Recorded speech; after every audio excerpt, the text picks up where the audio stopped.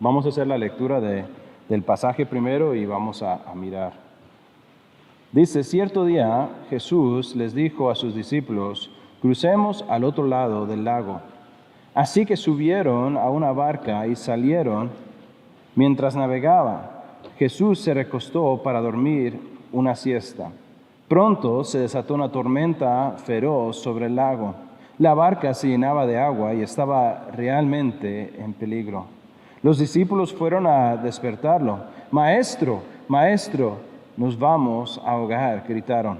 Cuando Jesús se despertó, reprendió al viento y a las tempestuosas olas. De repente la tormenta se detuvo y todo quedó en calma. Versículo 25 dice, entonces le preguntaron, ¿dónde está tu fe? ¿Dónde está tu fe? Los discípulos quedaron aterrados y asombrados. ¿Quién es este hombre?, se preguntaban unos a otros. Cuando daba una orden, hasta el viento y las olas obedecen. Disculpen, voy a hacer un ajuste aquí. Me di cuenta que el video está peleando, entonces por lo menos van a oírlo y verlo y ojalá está bien. Es un pasaje que para mí me encanta, sobre todo estaba leyendo antes y pienso en términos en la situación en la que estamos ahora, la situación en la que las personas están pasando, todos estamos pasando por algo, aunque financieramente no nos haya afectado todavía. Nos afecta el ver a otras personas, nos afecta la situación de estar pegados en casa, nos afecta el hecho de que estamos aquí con 2 metros entre silla y silla, ¿no? Estamos midiendo cosas, todo, ¿no? ¿Qué les tengo que decir a ustedes? Tenemos 5 meses de estar viviendo esta realidad. Y entre eso y lo que pudiéramos decir que es para nosotros una tormenta que estamos colectivamente viviendo, el saber que tenemos un Dios que es poderoso. Pero la palabra que se me queda quizás si fuese a ponerle un nombre a este mensaje, el que le pondría es ¿dónde está su fe? Y esa es la pregunta que le hago a cada uno de ustedes. Esa es la pregunta que me hago a mí mismo. ¿Dónde está su fe? Si miramos un poquito el trasfondo de lo que está ocurriendo en este pasaje, nos damos cuenta que esto ocurre en el mar de Galilea, un nombre que se usaba, este lago, porque en la mayoría de los casos se le llama un lago, tiene como 10 nombres, entre ellos el lago de Tiberias y otro chorro de nombres.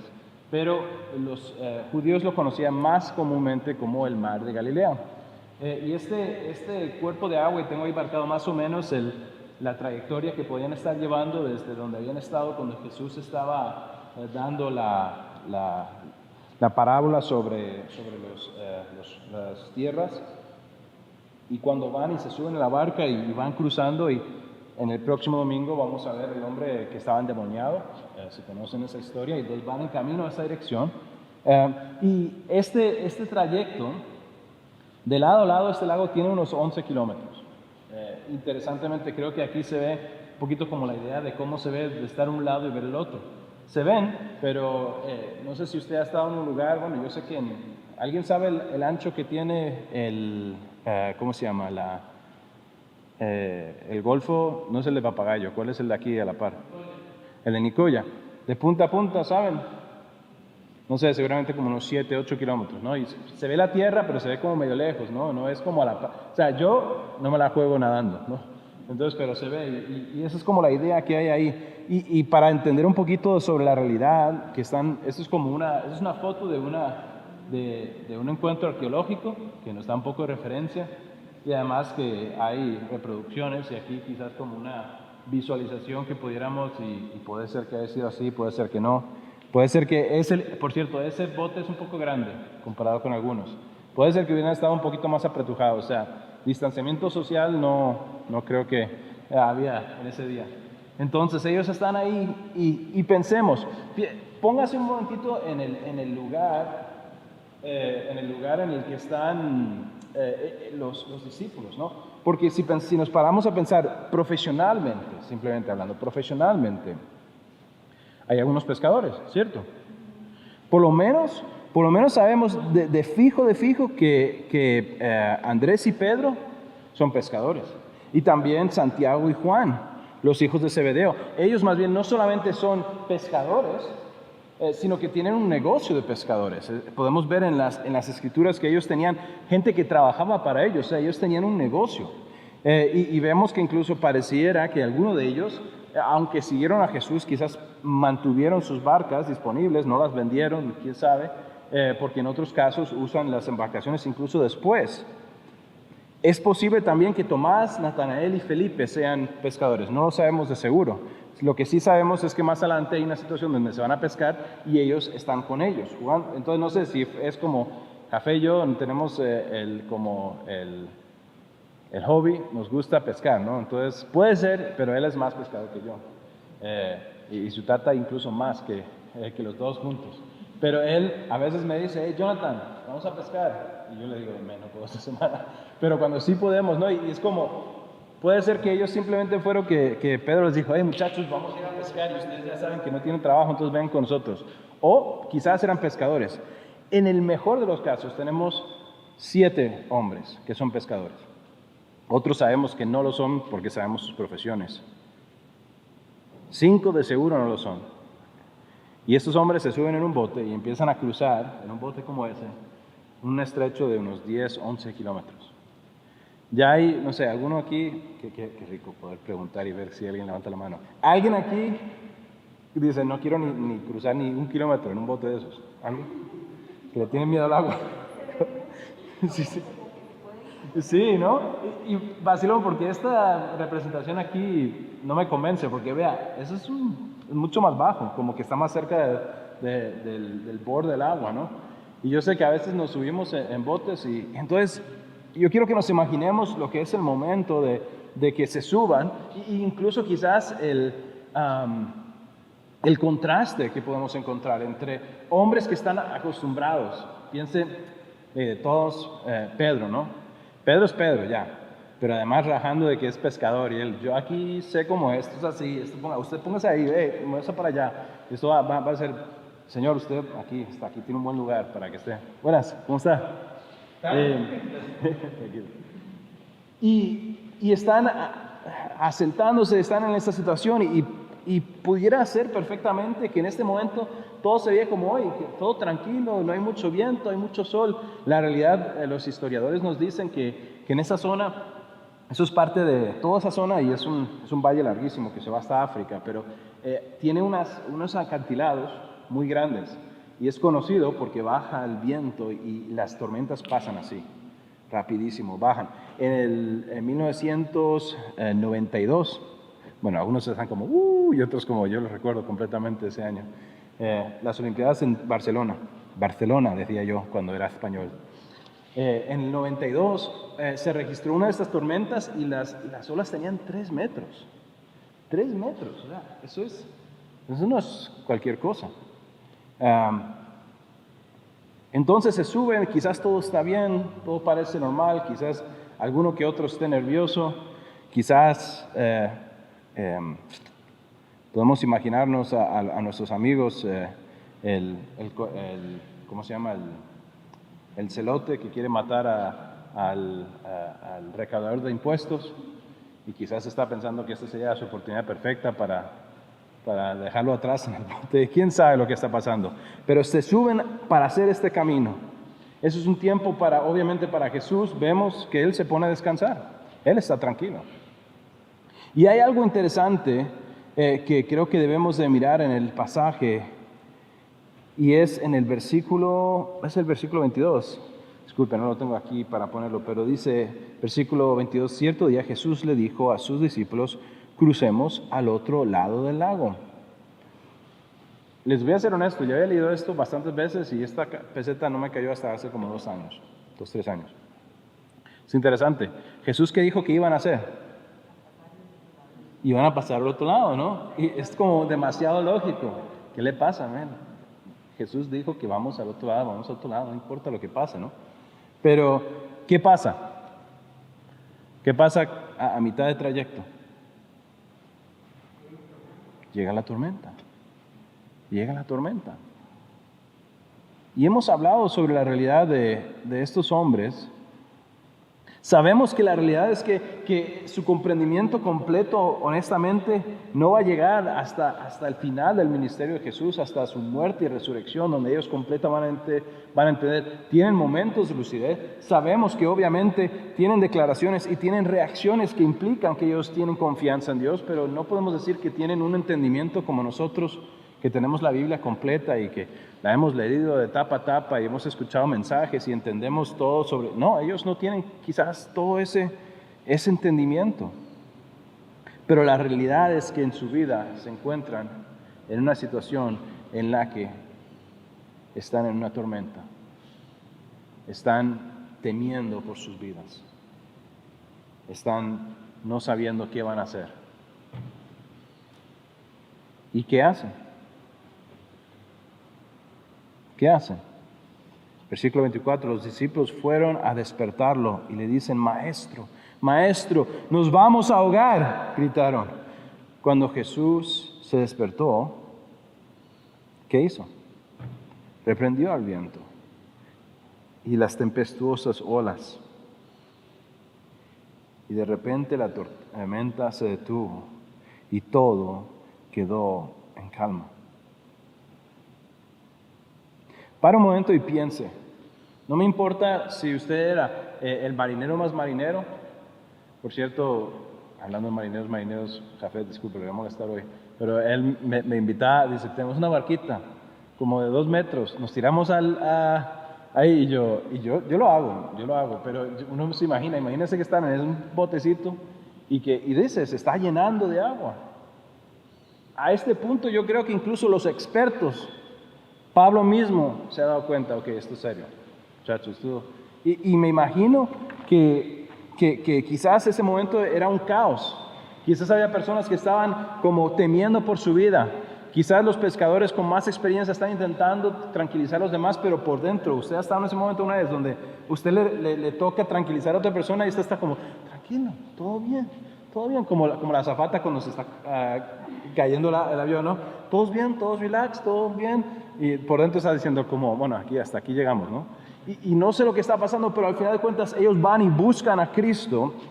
Y en este libro, en Lucas, dice maestro, en otros dicen otras cosas, y por eso hablo quizás quizás el caos que existía, porque desde diferentes perspectivas de Mateo o de diferentes perspectivas de otras personas, de Juan, quizás estaban gritando diferentes cosas. Uno está diciendo maestro, uno está diciendo Señor, uno está diciendo sálvanos, porque en el momento van a morir y lo único que hacen es que buscan a Cristo. ¿Y qué hace Cristo? En este caso, Cristo calma la tormenta. Cristo calma la tormenta. Yo me pregunto si realmente estaba ya dormido en ese momento, porque dice que el agua se estaba entrando en la barca, y era tan chica y él estaba acostado en el fondo, yo le tendría que haber caído. Quizás lo estaba probando. O tal vez está de verdad agotado. O estaba tan agotado, porque sí le puedo decir esto. Nunca he estado quizás en esa situación, pero he estado cerca. Y estaba con mi hija. Y había el problema es que el bote era más grande, pero las olas también, eran como de 5 metros. Estábamos en Panamá. Y el marinero era muy bueno y agarraba las olas bien y no nos mojábamos. Pero les tengo que admitir que en un momento nos empezamos a reír un poquito de los que estaban delante, que estaban dándole de comer a los pescados, no sé si le dicen así aquí. Estaban devolviendo cosas al mar y nosotros nos hizo un poco de gracia y nos reímos, y luego creo que el Señor nos castigó porque estábamos con el marinero atrás, riéndonos un poquito, y él se distrajo y nos pegó una ola y tenemos que sacar un montón de agua, pero mi hija, Ashley, estaba dormida. Se durmió durante este tiempo, entonces es posible. Si uno está relax, quizás, bueno, ella estaba con un poncho cubierta, pero quién sabe si está dormido o no. Pero el hecho es que ellos lo encuentran relajado, tranquilo. Él no está con pánico. Y no sé hasta qué punto ellos quizás, lo que sí sé, aunque no tenían el entendimiento completo y absoluto de quién era Jesucristo en ese momento, no entendían todos los detalles más minuciosos. Ellos sí eran hombres judíos que conocían la palabra de Dios. Y créanme que habían leído los salmos. Y vean lo que dicen algunos de estos salmos. Quiero que leamos algunos de ellos. Estos salmos que están hablando de un Dios que es poderoso. Salmo 89, 9 dice: gobiernas los océanos, dominas las olas embravecidas por la tormenta. Créanme, esos hombres habían oído este salmo, sabían de este salmo. Salmo 65, 5 a 7 dice: con grandes prodigios nos respondes en justicia, oh Dios de nuestra salvación, confianza de todos los términos de la tierra, y del más lejano mar. Tú, el que afirma los montes con su poder, ceñido de potencia. Ellos habían leído esto, habían escuchado esas palabras, hablando de Dios y su dominio sobre el mar. Versículo 7, el que calma el rugido de los mares, el estruendo de las olas y el tumulto de los pueblos. Salmo 107, del 23 al 31 dice: algunos se hicieron al mar en barcos y surcaron las rutas comerciales del mundo. También observaron el poder del Señor, de Yahweh, en acción, sus impresionantes obras en los mares más profundos. Él habló y se desataron los vientos y agitaron las olas.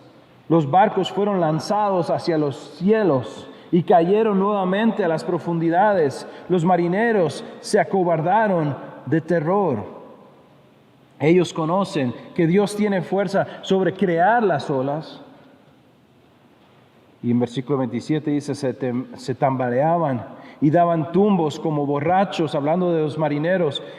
No sabían qué más hacer. Eso me hace pensar en este momento, ¿no? En cómo ellos no saben qué hacer. ¿Y qué hicieron? Versículo 28. Señor, socorro, clamaron en medio de su dificultad y Él los salvó de su aflicción. Versículo 29 dice: calmó la tormenta hasta convertirla en un susurro y aquietó las olas. Qué bendición fue esa quietud cuando los llevaba al puerto sanos y salvos. Suena un poco familiar, ¿no? De ellos estar experimentando esto que había sido escrito en el Salmo hace cientos de años, sobre el poder de Dios y sobre cómo Dios crea las olas y sobre cómo Dios tenía el poder de parar las olas y de cómo hombres clamaban y eran rescatados por el poder de Dios. Versículo 31 dice: que alaben al Señor por su gran amor y por las obras maravillosas que ha hecho a favor de ellos.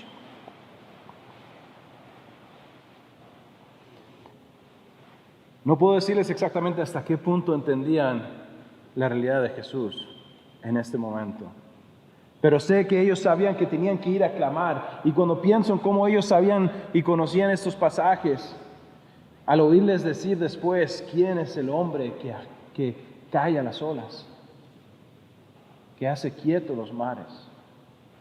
Ellos tenían que tener en su mente quizás estos pasajes, sabiendo que Dios es el que hace. Y eso es lo que tenemos que recordar nosotros. Cuando ustedes leían esto, si ustedes son creyentes, ojalá dentro de ustedes sintieron el gozo de saber que ese es nuestro Dios y que Jesucristo es ese Dios, que Él es el que tiene el poder sobre las olas, que Él es el que puede salvarnos y el único que nos puede salvar, que Él es el que cuida de nosotros.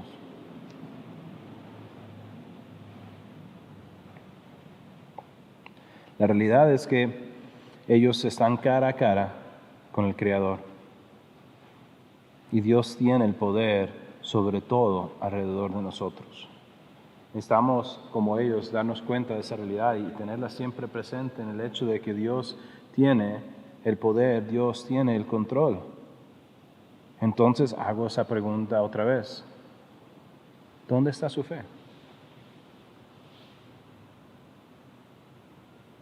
¿Dónde está su fe? Ojalá hoy sea un día en el que paremos para pensar en eso. ¿Dónde está mi fe? Es interesante ver que más adelante en el caminar que tuvieron con Jesús ocurrió esto en Mateo 14, 23 y 33 habla sobre ello y dice, cuando subieron de nuevo a la barca, el viento se detuvo. Entonces los discípulos lo adoraron, hablando de Jesús. De verdad, eres el Hijo de Dios, exclamaron aquí, teniendo esa revelación, entendimiento, y dice en versículo 32, cuando subieron, aquí está, nada más era ese, se me olvidó que lo tenía junto. Pero vean lo interesante, porque el resultado en Salmos, cuando los hombres adoran, cuando claman y buscan a Dios, y Dios responde, ¿qué hacen? Adoran. Y eso es lo que están haciendo aquí. Quizás, yo no sé hasta dónde, en la primera vez que les pasó y vieron el control de Jesús sobre las olas, el control de Jesús sobre los elementos, quizás era más un estupor, un no entender lo que está pasando, pero para el futuro ellos entienden, y lo que van a aprender y lo que nosotros ojalá aprendamos es sobre cómo Dios está trabajando en nuestras vidas y cómo podemos confiar en Él. La realidad es que los discípulos experimentarían tribulación y experimentarían más tormentas. La realidad es que necesitamos aprender en este tiempo que la paz tras la tormenta trae paz en la próxima tormenta. ¿Qué quiero decir con esto? Quiero decir que cuando experimentamos esas situaciones, como ellos experimentaron varias, y experimentarían más después de que Jesús subiera al cielo y el Espíritu Santo viniera y ellos obraran por Él y trabajaran en la misión que Dios tenía para ellos. Y la realidad es que todos menos uno moriría una muerte de mártir. Habría tormentas, pero ellos habían pasado a través de estas tormentas, y las tormentas, cada una de las que pasaban con Cristo, les hacía afirmarse más y más y saber que podían confiar en Él. Creo que quizás Pablo demuestra esto de la mejor manera que yo puedo pensar en este momento. Dice en 2 de Timoteo 4, 6 al 18. Si usted conoce el ministerio de Pablo, sabe que Pablo pasó literalmente por tormentas, pero también por dificultades, por problemas, por situaciones. Él fue perfeccionado por Cristo. Él fue perfeccionado por Dios a través de dificultades, pero perduró. Y cuando se caía, se levantaba y continuaba. Y hacia el final de su ministerio, él le escribe estas palabras a Timoteo. Y para mí son palabras que son agridulces, porque hablan de unas realidades en las que como creyentes vamos a pasar. Pero no puedo evitar pensar que Pablo puede mirar atrás. Y él sabe que las tormentas por las que él ha pasado, en las que Dios estaba presente, le aseguran de que puede confiar en Él en el futuro. Y entiéndame bien, Pablo sabe completamente cuando él usa el término que está siendo, estoy pensando regado, no es la palabra, estoy siendo derramado como una ofrenda viviente, es que él está dando su vida completamente por Cristo. Él no espera salir de esta vida vivo. Él confía completamente en que va a dar su vida a su Señor Jesucristo, pero su confianza está plenamente en Él. Y lean estas palabras, dice, la primera vez que fui llevado ante el juez, nadie me acompañó. Todos me abandonaron, que no se le tome en cuenta. Qué buenas palabras. Más arriba él habla un poquito de las personas que le habían abandonado, compañeros en el ministerio que se habían ido y lo habían dejado, y él se encuentra en ese momento, un momento tan difícil, que él hubiera, me imagino, humanamente pensando, esperado que está ante el juez, quizás para sentencia de muerte, y que hubiera tenido por lo menos un amigo, un compañero a la par, pero no lo tuvo. Pero en amor él dice que no lo tengan en contra de ellos, y versículo 17 dice, pero el Señor, ¿quién? El Señor estuvo a mi lado y me dio fuerzas, a fin de que yo pudiera predicar la buena noticia en toda su plenitud, para que todos los gentiles lo oyeran, y Él me libró de una muerte segura. Así es, Y el Señor me librará de toda, ataque maligno, y me llevará a salvo a su reino celestial. A Dios sea toda la gloria, por siempre y para siempre. Amén. ¿Pueden oír la confianza de un hombre que ha pasado por tormentas? Y que tiene un registro de entender que aunque él estaba físicamente solo en ese momento en el que para él era muy posible que era el fin de su vida, y aunque humanamente había sido abandonado, él sabía que no estaba solo. Él sabía que con él estaba su Señor. Y para mí oír esas palabras es una esperanza. Porque sé que el Señor, que en Lucas estaba con ellos, y en ese caso calmó la tormenta, es el Señor que promete estar a mi lado. El Señor en el que he confiado. Esa es la promesa. Esa es la esperanza. Ese es el poder del Evangelio, de saber que las personas que creen en Cristo pueden tener salvación y pueden tener perpetuamente la presencia de su Señor Jesucristo, del Espíritu Santo viviendo en ellos, y tener una esperanza más allá de que aunque físicamente no pase de esta tormenta, puede ser que esta tormenta, la próxima tormenta de mi vida, sea la última aquí. Puede ser que Dios no decida calmar esas aguas, pero mi Señor Jesucristo estará conmigo a través de esa tormenta y por el resto de la eternidad. No sé ustedes, pero a mí me da gozo, y me da plenitud, y me da ánimo el saber que eso es donde he depositado mi fe. En el Señor que calma las olas, en el Señor que tiene poder sobre todo, el Señor que entiende todo, y el Señor que aún, como Pablo habla aquí, versículo 27, pero el Señor estuvo a mi lado y me dio fuerzas. Ahí está mi confianza.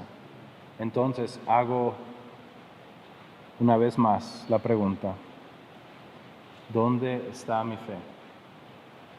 Y le hago la pregunta a cada uno de ustedes: ¿dónde está su fe? Porque fuera del Señor Jesucristo no hay esperanza. Él es el único sobre el que podemos depositar nuestra fe. Es el único que va a ser fiel. Es el único que puede salvarnos. Les voy a animar, vamos a ir al Señor en oración ahora. Y después de la oración vamos a tener un tiempo de meditación, como había hablado el pastor Eric, sobre el hecho de que vamos a tener un tiempo de cántico, y por regulaciones no podemos cantar en voz alta, pero en nuestro corazón podemos ver las palabras, podemos cantar en nuestro corazón, podemos meditar sobre las palabras de hoy. Y ojalá les pediría que tengan en su corazón esta pregunta: ¿dónde está mi fe? ¿Dónde está su fe? Si está realmente en Jesucristo, renueve esas fuerzas y salga ojalá de aquí sabiendo que no estamos solos, aun cuando sentimos que estamos solos, y que Él tiene un plan para nosotros, y que Él nos va a llevar a buen paradero, a buen puerto. Y si no conoces a Jesucristo, que hoy sea el día. Que hoy sea el día en el que deposite completamente su fe en Jesucristo. Que Dios trabaje, Señor, en su corazón, y que usted sea salvo, perdonado de sus pecados, arrepintiéndose de la vida en la que ha estado viviendo para poder venir de muerte a vida. Señor, que sea así. Padre Celestial, te damos gracias. Te pedimos, Señor, que tú trabajes entre nosotros, Señor, que nos des un corazón que se vuelca completamente en fe hacia ti, Señor. Un corazón que entiende la desesperación de nuestra condición, como esos hombres entendían la desesperación de su condición, Señor, y que la respuesta que tengamos sea la respuesta que ellos tuvieron: Señor, Señor, Maestro, sálvanos. Perecemos. Porque esa es la verdad de cada uno de los humanos, Señor, en esta tierra. Estamos pereciendo sin ti. y tú eres nuestra única esperanza. Dios, te pido que como iglesia, los que estamos aquí hoy y los que no pudieron venir, que se conectan a la distancia, Dios, que podamos hacernos esa pregunta: ¿dónde está mi fe? Y ojalá la respuesta sea en el Señor Jesucristo. Dios, fortalece esa fe. Y si hay alguien que no ha entregado su vida a ti, Señor, que hoy sea el día que los salves, que hoy sea el día que pasen de muerte a vida. Dios, te pedimos que hagas esa obra en nuestros corazones, en este lugar. Te pedimos por esas cosas, en el nombre de Jesús. Amén.